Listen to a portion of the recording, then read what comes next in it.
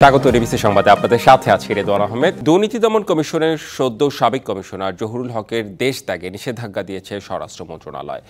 বাতিল করা হয়েছে তার পাসপোর্টও। বুধবার স্বরাষ্ট্র মন্ত্রণালয়ের উপসচিব কামরুজ্জামানের সই করা এক চিঠির মাধ্যমে বিষয়টি জানানো হয়। বিগত আওয়ামী লীগ সরকারের আমলে নিয়োগ পাওয়া জহুরুল হক গত 29 অক্টোবর দুদক কমিশনার পদ থেকে ব্যক্তিগত কারণ দেখিয়ে পদত্যাগ করেন। একই সময়ে নিজেদের পদ থেকে পদত্যাগ করেন সংস্থাটির চেয়ারম্যান মঈন উদ্দিন আবদুল্লাহ ও অপর কমিশনার আসিয়া খাতুন। জহুরুল হক অবসরপ্রাপ্ত বিচারক, এছাড়া বাংলাদেশ টেলিযোগাযোগ নিয়ন্ত্রণ কমিশনের সাবেক চেয়ারম্যান হিসেবে দায়িত্ব পালন করেন। তার বিরুদ্ধে ক্ষমতার অপব্যবহার সহ দুর্নীতির অভিযোগ রয়েছে। তবে এই বিষয়ে দুদকের অনুসন্ধান শুরু হয়েছে কিনা তা এখনও নিশ্চিত হওয়া যায়নি। সাংবিধানিক যে কোনো পরিবর্তন সংসদের বাইরে হওয়ার কোনো সুযোগ নেই বলছে বিএনপি সহ বিভিন্ন রাজনৈতিক দল। সংসদ সদস্যদের বয়স কমানোর সুপারিশ নিয়ে সংবিধান সংস্কার কমিশনের প্রধান ডক্টর আলী রিয়াজের বক্তব্যের প্রতিক্রিয়ায় একথা বলেন নেতারা। তাদের মতে ভোটে নির্বাচিত জনপ্রতিনিধিরাই জাতীয় ঐক্যমত্যের ভিত্তিতে প্রয়োজনীয় সাংবিধানিক পরিবর্তন করবেন।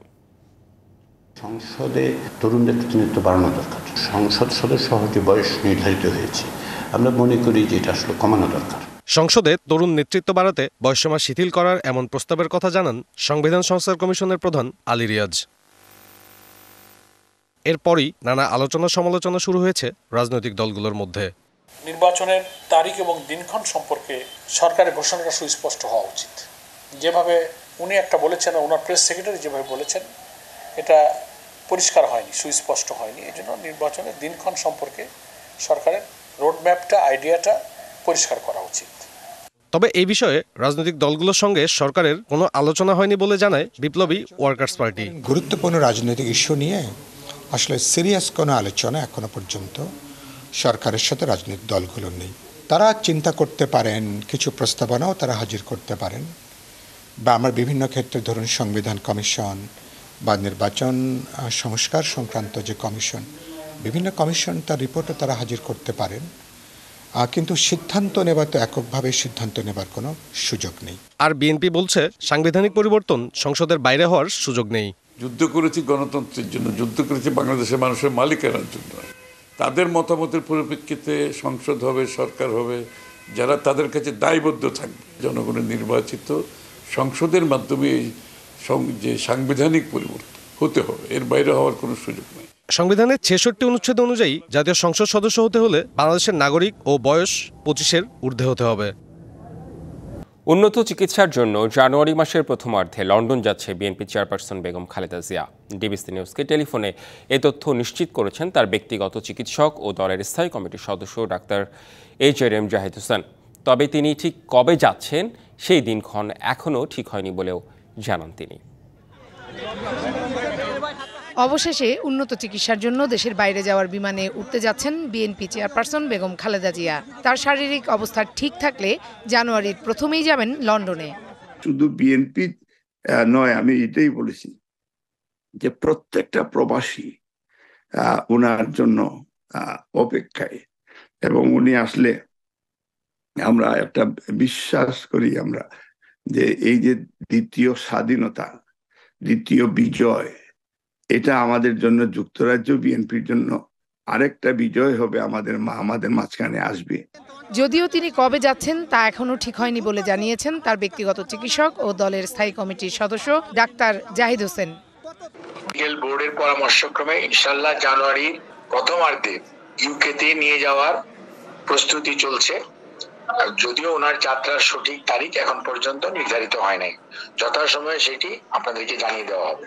এই যাত্রায় বেগম জিয়ার সফরসঙ্গী হচ্ছেন 16 জন, যাদের বেশিরভাগই তার মেডিকেল বোর্ডের সদস্য। দীর্ঘ 8 বছর পর মাকে বরণ করতে বড় ছেলে ও বিএনপির ভারপ্রাপ্ত চেয়ারম্যান তারেক রহমানও অপেক্ষার প্রহর গুনছেন বলে জানান যুক্তরাজ্য বিএনপির সভাপতি। আমরা ফিল করছি যে উনি খুব ওয়েট করছেন। চেহারাটা দেরি হলে এক ধরনের, বাট যত তাড়াতাড়ি সম্ভব এটা একটা এক্সাইটিং কাজ করছে, এবং আমার মনে হয় যে এটা খুবই মা ছেলের মিলন হবে। এটা আল্লাহর একটা রহমত রয়েছে। লন্ডনে চিকিৎসা শেষে যুক্তরাষ্ট্রেও যাবেন খালেদা জিয়া। সেখানে জন হপকিংসে চিকিৎসা নেবেন তিনি। যুক্তরাষ্ট্রে চিকিৎসা শেষে ফের লন্ডনে ফিরবেন। লন্ডন থেকেই পরিবার সহ যাবেন সৌদি আরবে। পবিত্র উমরা পালন শেষে ফেব্রুয়ারিতে দেশে ফেরার কথা রয়েছে তাঁর। লিভার সিরোসিস, হৃদরোগ, ফুসফুস, আর্থ্রাইসিস, কিডনি, ডায়াবেটিস, চোখের সমস্যা সহ নানা রোগে ভুগছেন ৭৯ বছর বয়সী এই রাজনীতিক। অনেক আগ থেকেই উন্নত চিকিৎসার জন্য তাকে বিদেশে চিকিৎসা নেয়ার পরামর্শ দেয় মেডিকেল বোর্ড। ৫ই আগস্ট সরকার পতনের পর তার বিদেশ যাত্রার বিষয়টি নতুন করে আলোচনায় আসে। Farhana Juthi, DBC news, Dhaka. আগামী ৪৮ ঘন্টার মধ্যে জনপ্রশাসন সংস্কার কমিশনের প্রধান আব্দুল মুঈদ চৌধুরীর পদত্যাগের দাবি করেছেন প্রশাসন ক্যাডারের বর্তমান ও সাবেক কর্মকর্তারা। এছাড়া কমিশন যদি কোনো অযাচিত সুপারিশ করে তাহলে কঠোর কর্মসূচি দেওয়ারও হুঁশিয়ারি দিয়েছেন তারা। রাজধানীর বিয়াম ফাউন্ডেশন মিলনায়তনে প্রশাসন ক্যাডারের সাবেক ও বর্তমান কর্মকর্তারা যৌথ প্রতিবাদ সভায় সংস্কার কমিশনের প্রস্তাবিত সুপারিশের বিরুদ্ধে তীব্র প্রতিক্রিয়া জানানো হয়। জনপ্রশাসনের সংস্কারকে ভিন্ন খাতে পরিচালিত করে দেশকে অস্থিতিশীল করার গভীর ষড়যন্ত্র করা হচ্ছে দাবি জানিয়ে কর্মকর্তারা বলেন, উচ্চ আদালতের একটি মীমাংসিত বিষয়ে এ ধরনের প্রস্তাব সম্পূর্ণ অনাকাঙ্ক্ষিত। আমরা একটা নিরপেক্ষ তদন্ত চাই, নিরপেক্ষ ইভ্যালুয়েশন চাই, যারা মূল্যায়ন করে দেখুক যে কোন ক্যাডারের সদস্যরা কতটুকু দুর্নীতির সাথে জড়িত। আমাদের এই ক্রান্তি লগ্নে ঐক্যবদ্ধ থাকতে হবে। আমরা সামনে এগিয়ে যেতে চাই, একটি সমৃদ্ধ দেশ দেখতে চাই। চাঁদপুরে জাহাজে ৭ খুনের ঘটনায় গ্রেপ্তার আকাশ মণ্ডল ওরফে ইরফান ক্ষোভ থেকে জাহাজের মাস্টারকে হত্যা করেন।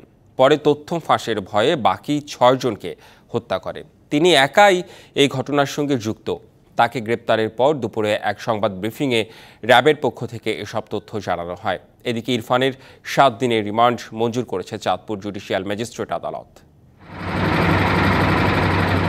সোমবার বিকেলে চাঁদপুর সদর উপজেলার মেঘনা নদীর মাঝেরচর এলাকায় নোঙর করা এমভি আল বাকেরা কার্গো জাহাজ থেকে ৫ জনের মরদেহ উদ্ধার করা হয়। গুরুতর আহত আরও ২ জনের মৃত্যু হয় হাসপাতালে। এ ঘটনায় মঙ্গলবার রাতে বাগেরহাটের চিতলমারি এলাকা থেকে আকাশ মণ্ডল ইরফানকে গ্রেপ্তার করে র্যাব। এ সময় ইরফানের ব্যবহার করা মোবাইল, ঘুমের ওষুধ, নিহতদের ব্যবহার করা মোবাইল, ব্যাগ, রক্তমাখা জিন্সের প্যান্ট ও গ্লাভস জব্দ করা হয়। বেতন ভাতা ও ছুটি নিয়ে ক্ষোভের জেরে জাহাজের মাস্টার সহ ৭ জনকে হত্যা করে ইরফান। কেন হত্যা করেছি তাদের কি জানাইছি?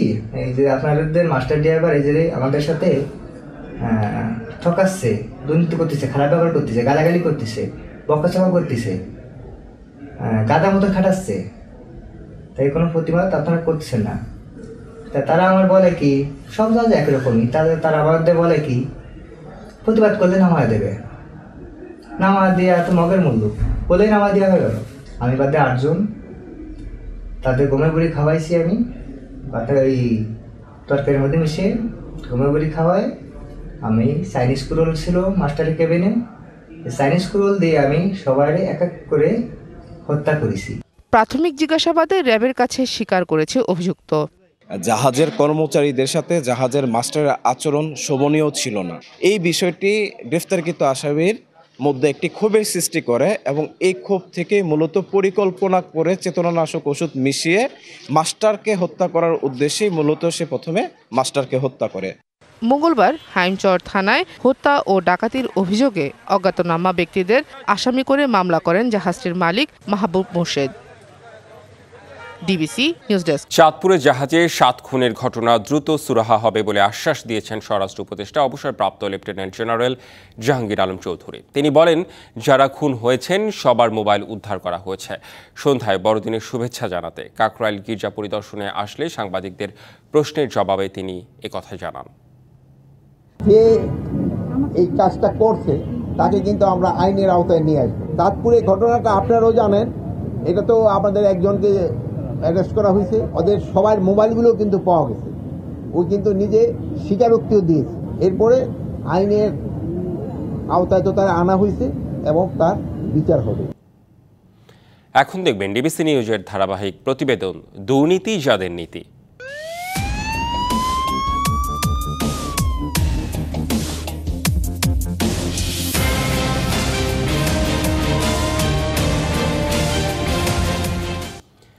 একসময় ছিলেন দুর্ধর্ষ জয়নাল হাজারীর ক্যাডার। সেখান থেকে হয়ে ওঠেন ফেনীর অধিপতি।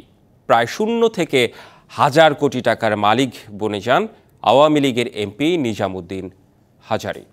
পতিত সরকারের 15.5 বছর শাসন করেছেন গোটা জেলা, প্রভাব ছিল পাশের জেলা নোয়াখালী, কুমিল্লাতেও।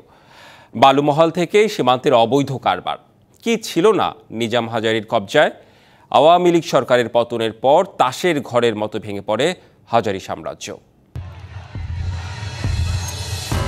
নিজামুদ্দিন হাজারী 1996 সালে আওয়ামী লীগ ক্ষমতায় আসার পর যোগ দেন ফেনীর তৎকালীন গডফাদার হিসেবে পরিচিত জয়নাল হাজারীর দলে। এক পর্যায়ে তিনি হয়ে ওঠেন জয়নাল হাজারীর গুরুত্বপূর্ণ ক্যাডার। জয়নাল হাজারীর ক্যাডার নিজাম হাজারী 2011 সালে হন ফেনী পৌরসভার মেয়র। পরের বছরই হয়ে যান জেলা আওয়ামী লীগের সাধারণ সম্পাদক। এরপর ঘটে নাটকীয় উত্থান, যেন উড়ে এসে জুড়ে বসে হয়ে যান ফেনীর একক নিয়ন্ত্রণকর্তা। দশম থেকে দ্বাদশ 3টি জাতীয় নির্বাচনে হয়েছেন ফেনী 2 আসনের সংসদ সদস্য। ওবায়দুল কাদেরের সঙ্গে ঘনিষ্ঠতা থাকায় গোটা জেলায় ছিল তার একক আধিপত্য। অনুগত ক্যাডারদের বানিয়েছেন জনপ্রতিনিধি। কি নেই নিজাম হাজারীর নিয়ন্ত্রণে? অবৈধ বালুমহাল, দরপত্র বাণিজ্য, পরিবহন ও চাঁদাবাজি সহ ফেনী চলত তার আঙুলের ইশারায়। হার্ট ফাউন্ডেশনে 3 কোটি টাকার কোনো হদিস নেই, ডায়াবেটিসে 5 কোটি টাকার কোনো হদিস নেই, বিশেষ করে ক্রীড়া সংস্থার গড়লই এখানে 3 কোটি টাকার কোনো হদিস নেই। এমন কোনো খাত নাই ফেনীতে সে দুর্নীতি করে নাই বা চাঁদাবাজি করে নাই। শহরের মাস্টারপাড়ার এই বাড়িতে থেকেই 13 বছর ফেনী শাসন করেছেন নিজাম হাজারী। 5ই অগস্ট সরকার পতনের দিনও ছিলেন এখানেই। প্রাচীর ঘেরা জৌলুসপূর্ণ এই বাগান বাড়ির মালিক নিজাম হাজারী। 5 একর জমিতে হেলিপ্যাড, টেনিস কোর্ট, থিয়েটার সহ বাদশাহী জীবনের সব আয়োজন। অভিযোগ আছে এই জমি অনেকটা জোর করেই দখলে নেন নিজাম হাজারী। 112 ডিভিশন সম্পত্তি নিয়ে গেছে নিজাম হাজারী। আমাদেরকে বাড়ি থেকে বাইর করে দিব এই ধরনের হুমকি দিছে। 3 জায়গা আমি বাড়ি করার জন্য লইছিলাম, আমি 4 কিনারে এরিয়া করে গাছ লাগাইছি, এরপরে এরা দখল করে আছে। এছাড়া শ্মশান দখল করে 1.25 একর জমিতে নির্মাণ করেছেন গরুর খামার। একই এলাকায় নিজাম হাজারীর রয়েছে 4টি 7তলা ভবন এবং 1তলা বিশিষ্ট 10টি কলোনি। মসজিদ, মাদ্রাসা এবং কারিগরি শিক্ষা প্রতিষ্ঠানের নামে সদর উপজেলার বালিগাঁওয়ে নিজাম হাজারী দখল করেন একরের পর একর জমি। স্বজনদের নামে করেছেন এসব প্রতিষ্ঠান। ফসলি জমি, বসতবাড়ি হারিয়ে নিঃস্ব অনেকে। ধানের জমির ভিতরে মাটি ফেলাই দিচ্ছে রাত্রে 12টার দিকে। আমি ভয় অনেক সময় বাড়িতে আসলে বাজারে উঠতাম না, লুকি থাকতাম। মাটি ফেলাই দি কইছে টাকা যদি নেন জায়গা তাইতেন হাতেন। 162 ডিসিম পুরোটা নিয়ে গেছে, সেটা আমরা কাউকে দিই নাই সম্পদটা। যখন বন্দুক দেখাইছে বাধ্যগত ওই আমরা রেস্ট দিতে বাধ্য হয়েছি। শুধু ফেনী নয়, রাজধানীতে রয়েছে তার বিলাসবহুল অ্যাপার্টমেন্ট। স্ত্রী ও নিজের নামে রয়েছে 2টি লাইটার জাহাজ। এছাড়া স্নিগ্ধা ওভারসিজ লিমিটেড নামে আছে রিক্রুটিং এজেন্সি। দুদকের তথ্য অনুযায়ী মালয়েশিয়া শ্রমবাজার কেন্দ্রিক চক্রের অন্যতম হোতা নিজাম হাজারী। এছাড়া মালয়েশিয়া, কানাডা, লন্ডন ও দুবাইয়ে রয়েছে কোটি কোটি টাকার বিনিয়োগ। জনপ্রতিনিধি নির্বাচিত হওয়ার পর নিজাম হাজারীর সম্পদ বৃদ্ধির হার আঁতকে ওঠার মতো। 2014 সালের হলফনামায় 3,54,00,000 টাকার অস্থাবর সম্পদ ও 1.80 একর জমির তথ্য দেন। দ্বাদশ সংসদ নির্বাচনে তার সম্পদ বেড়েছে কয়েক গুণ। এরই মধ্যে 82টি ব্যাংক হিসাবে 548 কোটি টাকার সন্দেহজনক ও অস্বাভাবিক লেনদেন এবং প্রায় 19 কোটি টাকার অবৈধ সম্পদ পেয়ে তার বিরুদ্ধে মামলা করেছে দুদক। অনুসন্ধান সংশ্লিষ্টরা মনে করেন বাস্তবে নিজাম হাজারীর সম্পদের পরিমাণ 1000 কোটি টাকার বেশি। ফেনীতে গত 10 বছরে ডেভেলপমেন্ট ওয়ার্ক প্রায় 60,000 কোটি টাকার উন্নয়ন প্রকল্প হয়েছে সকল প্রতিষ্ঠানে। প্রায় 12,000 কোটি টাকা কমিশন নিজাম হাজারীর মাধ্যমে তারা লোপাট করেছে। এই অবৈধ অর্থ উপার্জনের জন্য তার দৃষ্টান্তমূলক শাস্তি হওয়া দরকার। 5ই অগস্ট সরকার পতনের পর নিজাম হাজারীর বাড়িতে হামলা ও আগুন দেয় বিক্ষুব্ধ জনতা। তবে তার আগেই পালিয়ে যান তিনি। তাসের ঘরের মতো ভেঙে পড়ে হাজারীর সাম্রাজ্য। Habibur Rahman, DBC news desk. গণশুনানি বা জনমত যাচাই না করে বড় প্রকল্প হাতে নেওয়া হবে না বলে জানিয়েছেন জলবায়ু বন ও পরিবেশ উপদেষ্টা সৈয়দা রিজওয়ানা হাসান। বলেন 53 বছরের পরিবেশ দূষণ অল্প সময়ে দূর করা সম্ভব নয়। রাতে তেজগাঁওয়ে চ্যানেল আই চেতনা চত্বরে প্রকৃতি ও জীবন ফাউন্ডেশন চ্যানেল আই প্রকৃতি সংরক্ষণ পদক 2023 বিতরণ অনুষ্ঠানে কথা জানান উপদেষ্টা। এই সময় ঢাকার খাল দখল প্রসঙ্গে তিনি বলেন, ঢাকার 21টি খালকে সংযুক্ত করে ব্লু নেটওয়ার্ক করা ও নদী দূষণ দখলমুক্ত করার কাজ দ্রুত শুরু হবে। আপনারা আপনাদের কাছে যা তথ্য আছে, যদি কোনো ধারণা থাকে যে স্বল্প সময়ের মধ্যে এই কাজগুলো আরও দ্রুততার সাথে করা সম্ভব, আমাকে জানাবেন। চেষ্টা করব আপনাদের সকলকে সাথে নিয়ে পরিবেশের কাজটা অন্তত একটা গতি আনতে, একটা প্রক্রিয়া শুরু করে দিয়ে যাবে। তরুণ ও প্রবীণদের সমন্বয়ে ন্যায়ভিত্তিক মানবিক দেশ গড়ে তোলা হবে, এমন মন্তব্য করেছেন জামায়াতে ইসলামের আমির ডাক্তার শফিকুর রহমান। সন্ধ্যায় যশোরে একটি হোটেলে আয়োজিত সুধী সমাবেশে প্রধান অতিথির বক্তব্যে তিনি এসব কথা বলেন। আমরা এও কমিটমেন্ট দিচ্ছি যে ইনশাআল্লাহ আগামীর বাংলাদেশ আমরা তরুণদের হাতে তুলে দেব। এইভাবে বয়স্ক এবং তরুণদের কম্বিনেশনে যে দেশ গড়ে উঠবে, ইনশাআল্লাহ সেই দেশ বিশ্বের বুকে মাথা উঁচু করে দাঁড়াবে ইনশাআল্লাহ। নানা আয়োজনে পালিত হলো খ্রিস্ট ধর্মাবলম্বীদের সবচেয়ে বড় উৎসব বড়দিন। হানাহানি বন্ধ করে শান্তির বার্তা নিয়ে প্রার্থনা ছিল গির্জায় গির্জায়। ধর্মীয় আনুষ্ঠানিকতা ও উৎসবের আমেজে ভক্তরা উদযাপন করছেন দিনটি। সত্য ও ন্যায়ের পথে মানবজাতিকে পথ প্রদর্শনের জন্য এই দিনে পৃথিবীতে আসেন ঈশ্বরতনয় যীশু খ্রিস্ট।